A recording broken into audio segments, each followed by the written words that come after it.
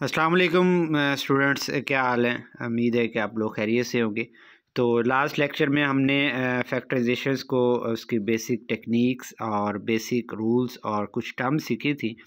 तो आज हम जो आपकी बुक के अंदर चैप्टर नंबर 4 के अंदर जो फर्स्ट टाइप जिसको कहा गया है वो कुछ इस तरह से है, ax² प्लस bx प्लस सी।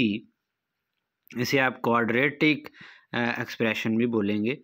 ऐसा एक्सप्रेशन जिसके अंदर हमारे पास हाईएस्ट पावर जो है वेरिएबल की वो 2 हो, एक्सपोनेंट 2 हो, ज़्यादा से ज़्यादा, तो उसे हम क्वाड्रेटिक हम बोलते हैं। तो इस तरह के एक्सप्रेशन की हम फैक्टराइजेशन कैसे करेंगे, तो इसको मज़ीद मैं दो हिस्सों में डिवाइड कर रहा हूँ। कुछ क्वेश्चंस भी ऐसे हैं।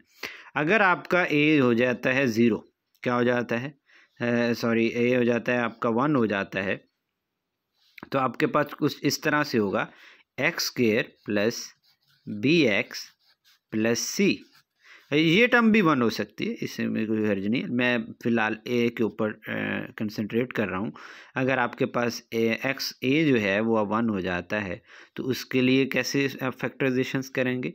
और दूसरा, अगर ए जो है वो 1 नहीं होता, आपका 1 से ग्रेटर होती है वैल्यू, तो उसके लिए कैसे फैक्टराइजेशंस करेंगे कि आपके पास हमारे पास अगर ए की जगह पे कोई और टर्म आ जाती है, 3x² आ जाता है प्लस bx प्लस सी, बाकी वैसे ही, या 5x आ जाता है इसकी जगह पे, तो उसकी फैक्टराइजेशन कैसे करेंगे।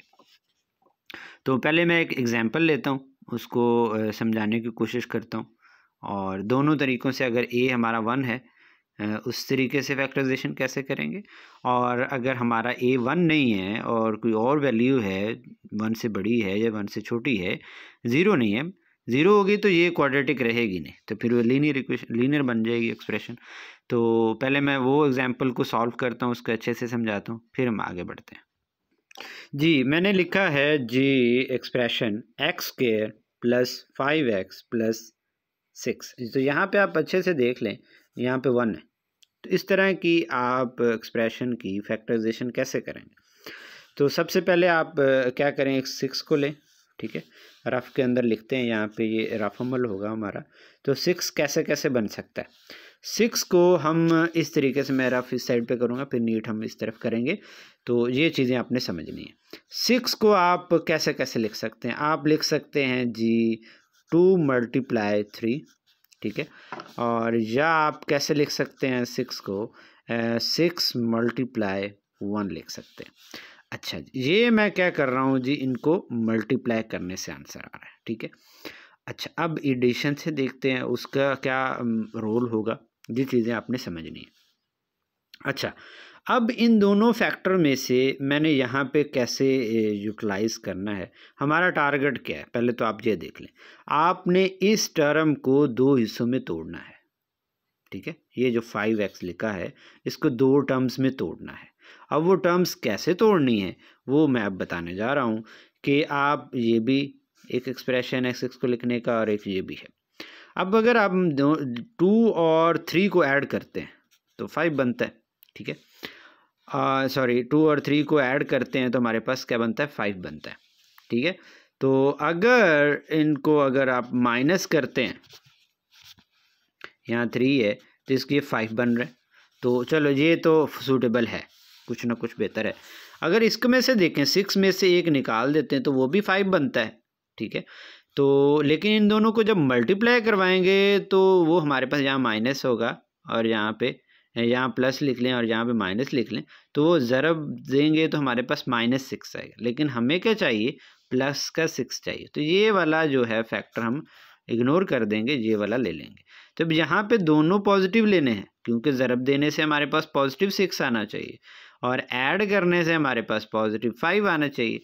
तो अब हम क्या करेंगे, इस एक्सप्रेशन के अंदर x² प्लस 5x को क्या लिख देंगे, 3x, ठीक है, प्लस 2x एंड प्लस 6 लिख देंगे, ठीक है जनाब। अब देखिए, इन दोनों को ऐड करेंगे 5x बन जाएगा, लेकिन ये टेक्निक है, इसको तोड़ना कैसे है। अच्छा जी, अब 4 टर्म्स बन गई। अब इनमें से ये 2 ले लें और ये 2 ले लें, ठीक है। इन दोनों में से क्या चीज़ सेम है, हमारे पास x का सेम है और यहाँ से एक x कॉमन आ गया तो एक x रह गया, और यहाँ से x कॉमन आया तो हमारे पास 3 रह गया। यहाँ इन दोनों में से देखें क्या कॉमन है जी, 2 कॉमन है। यहाँ पे 2 × 3 है, तो यहाँ से 2 कॉमन आ गया तो x रह गया, यहाँ से 2 कॉमन आया तो 3 रह गया। तो हमारा असल मकसद था ये दोनों टर्म्स को सेम बनाना, ठीक है। तो ये क्या हो जाएगा, इस पूरी टर्म में से ये वाली टर्म्स क्या है, कॉमन है, x+3 आ गया। यहाँ से ये कॉमन आया है तो हमारे पास क्या रह गया, x प्लस आ गया। यहाँ से ये कॉमन आया तो हमारे पास क्या रह गया, 2। तो ये हमने इस एक्सप्रेशन की क्या कर दी, फैक्टर बना दी, मत मीन्स दैट फैक्टराइजेशन कर दी, ठीक है। अब हम दूसरी जो टाइप्स है जिसके अंदर फर्दर मैंने कहा है कि a जो है वो 1 नहीं है, कोई और टर्म्स है, उसको कैसे सॉल्व करना है तो वो हम अब देखते हैं। अच्छा जी, अब हम देखते हैं कि हमारे पास है 4x² + 10x + 6 है। अब हमारे पास देखें ये वाला जो टर्म है x² के साथ वो 1 नहीं है। अब इस तरह की फैक्टराइजेशन से कैसे करेंगे उसके लिए हम तरीकाकार देखते हैं। तो पहले आप क्या करें, ये वाली टर्म इसके साथ ज़रब दे दें, 6 × 4 = 24, 24x² आ जाएगा, ठीक है। अब 24x को हम कैसे लिख सकते हैं, 24 की अगर आप तजदीद करते हैं 2 हिस्सों में, हमारा टारगेट क्या है कि 10 को ऐसे तोड़ें कि जमा माइनस बन करें तो 10 बने, ज़रब दें उन टर्म्स को तो वो हमारे पास 24x² बने। चलें जी देखते हैं, 12 × 2 हमारे पास 24 ही बनता है, ठीक है जनाब। तो और इनके साथ अगर आप x भी लगाना चाहें तो लिख सकते हैं, मैं फ़िलहाल आपको समझाने की कोशिश कर रहा हूँ। यहाँ पे दूसरा क्या बन सकता है, 6 × 4, ठीक है। तो 6 × 4 = 24 होता है वो भी, ठीक है। अगर इन्हीं टर्म्स को क्या मैं करता हूँ, ऐड करता हूँ, 12 + 2 करता हूँ तो ये 14 बनता है, लेकिन हमें क्या चाहिए, 10 चाहिए, तो ये वाले फैक्टर तो गए। अगर इन्हीं टर्म्स को मैं करता हूँ क्या, माइनस करता हूँ, ठीक है, तो 12 में से 2 जाएंगे तो 10 आएगा, लेकिन मल्टीप्लाई जब करेंगे 12 × 2 = 24, माइनस इसके साथ या इसके साथ माइनस लगाएं तो वो माइनस हमारे पास 24 आएगा, लेकिन हमें क्या चाहिए, प्लस का चाहिए। तो अब हम इसकी तरफ आते हैं, 6 × 4 क्या आता है, 10 आता है, 10 तो बन गया। अब हमारे पास ये जमा का 10 आना चाहिए, तो हमारे पास इन दोनों के साथ जमा लगाना पड़ेगा, ठीक है। तो ये वाला टर्म जो फैक्टर ये सूटेबल है, तो हम क्या करेंगे जी, इसको लिख देंगे 4x² + 4x + 6x + 6। देखें 10x को हमने 2 हिस्सों में लिख दिया, 4x + 6x, दोबारा ऐड कर दें वही बन जाएगा, लेकिन ये हमारी टेक्निक है कि हमने तोड़ना कैसे। तो इन दोनों टर्म्स में से हमारे पास क्या सेम आ रहा है, 4 कॉमन है जी जनाब, तो क्या कॉमन आ गया, 4x आ गया। तो क्या यहाँ 4 निकल गया और एक x निकल गया तो एक x रह गया, यहाँ से क्या आ गया, 1 आ गया। इन दोनों टर्म्स में से क्या सेम है, 6 कॉमन है तो x + 1 आ गया। टारगेट हमारा क्या था, इन दोनों फैक्टर्स को सेम बनाना। इन दोनों में क्या कॉमन है जी, x + 1 कॉमन है, तो ये कॉमन आ गया तो हमारे पास क्या रह गया, 4x। यहाँ से ये कॉमन है तो हमारे पास क्या रह गया, 6 रह गया। तो ये हमने बड़े इजी से फैक्टर बना ली। अब ये तो थी, मैंने एक एग्जांपल्स के तौर पर समझाई। अब हम आते हैं अपने ओरिजिनल क्वेश्चंस की तरफ जी। Question number 2 4.1 factorise and represent the pictorially. आप पिक्चर्स में भी बताएंगे वो क्या चीज़ है। तो पहला तो बड़ा आसान सा सवाल है, जैसे हमने पिछला एक क्वेश्चन किया था, 5x + 15। तो क्या करेंगे, इसको 5 दोनों में कॉमन है, यहाँ पे 5 × 3 लिख सकते हैं, तो 5 कॉमन आ गया यहाँ से, तो यहाँ पे x रह गया, यहाँ से 5 × 3 था, 5 कॉमन आ गया तो हमारे पास 3 रह गया। तो बड़ी आसान सी है। तो ये पिक्टोरिकली कैसे बनाएंगे जी, हम x + 3 इस तरफ लिख दिया। एक देखें ना, दोनों टर्म्स जो हैं वो सेम नहीं है प्रोडक्ट की फॉर्म में, तो दोनों टर्म सेम नहीं है, तो एक लेंथ आप थोड़ी सी बढ़ा दें और एक थोड़ी सी कम कर दें। लेंथ को नाम दे देते हैं x + 3 का और विड्थ को नाम दे देते हैं 5 का। तो ये कैसी शेप बनी है जी, रेक्टेंगल शेप बनी है। अब हम अगले क्वेश्चन की तरफ चलते हैं।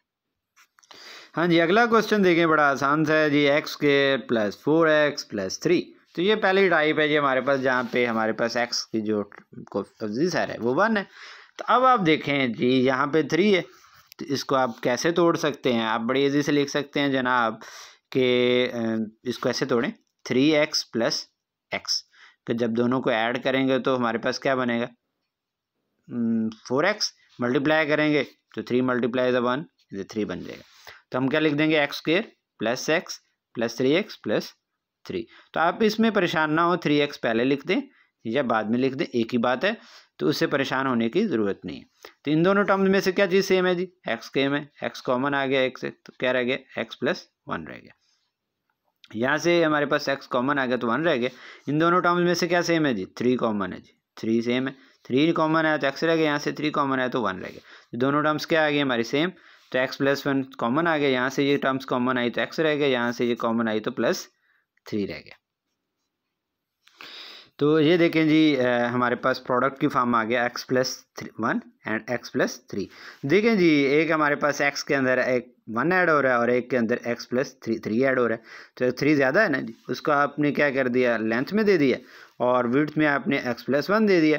तो देखें जी दोनों साइड सेम नहीं है, तो ये एक रेक्टेंगुलर शेप है, ये फैक्टोरियल फॉर्म हमने दिखा दी। अगला सवाल देखें जी 6x² प्लस 6 एंड प्लस 8 है।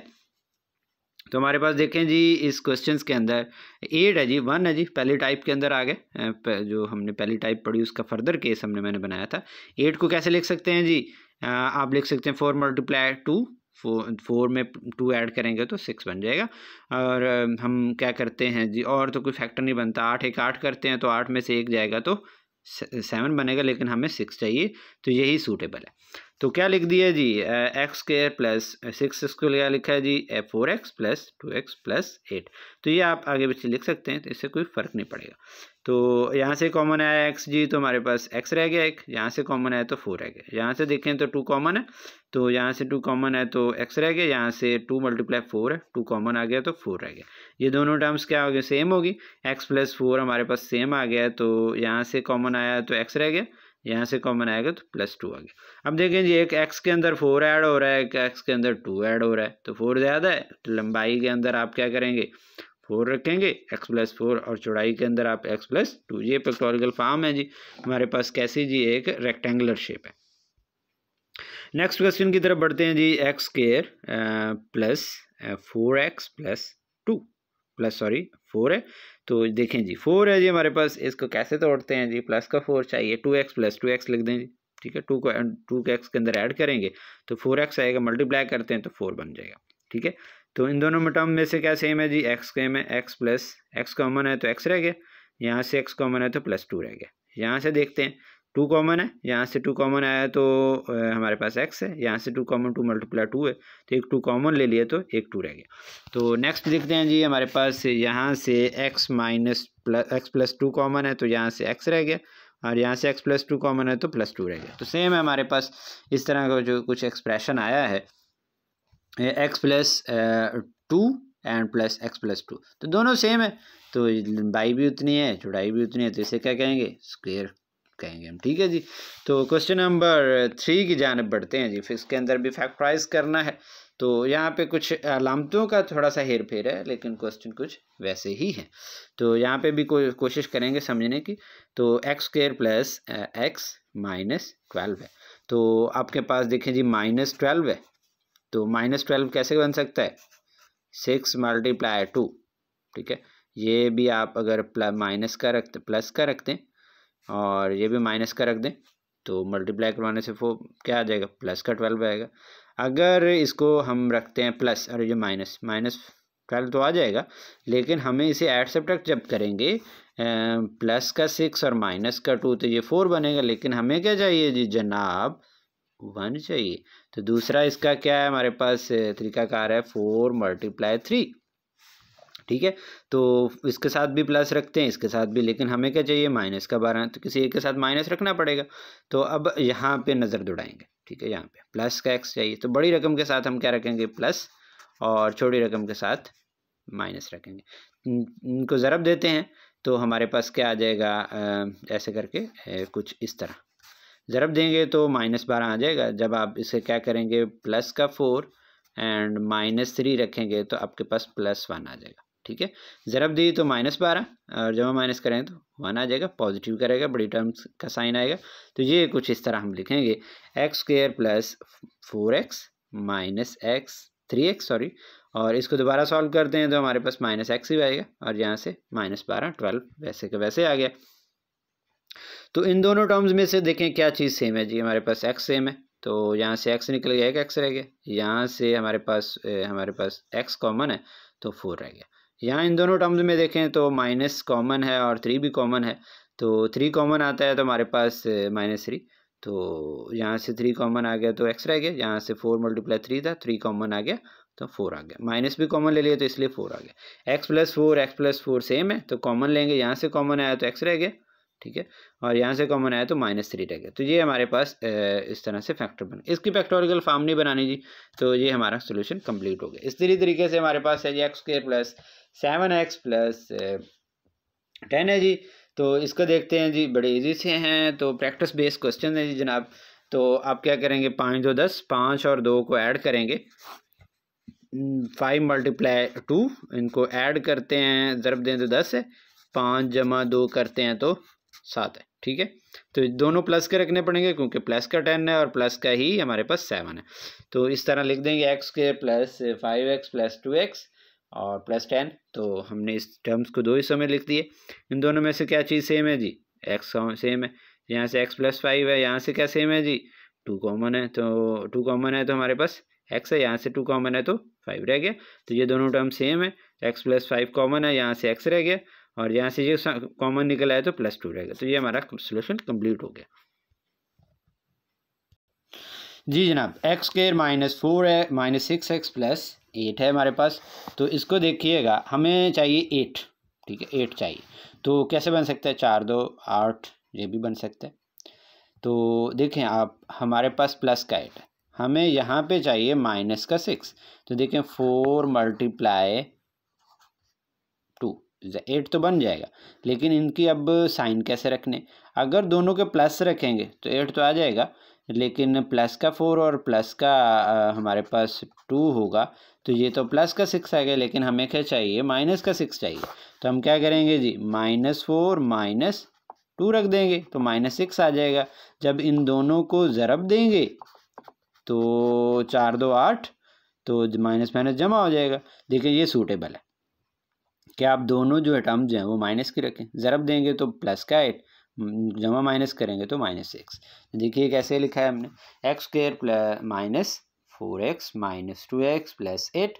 तो पहली दो टर्म में से क्या चीज़ सेम है जी, x सेम है, तो x सेम है जो x - 4 रह गया। यहाँ से क्या सेम है, ये 2 सेम कॉमन है। ये थोड़ा सा गौर कीजिएगा, माइनस कॉमन लिया है तो यहाँ प्लस था तो माइनस हो जाएगा, ठीक है, कॉमन ले रहे हैं तो ये 4 की जगह 8 की जगह 4 आ जाएगा।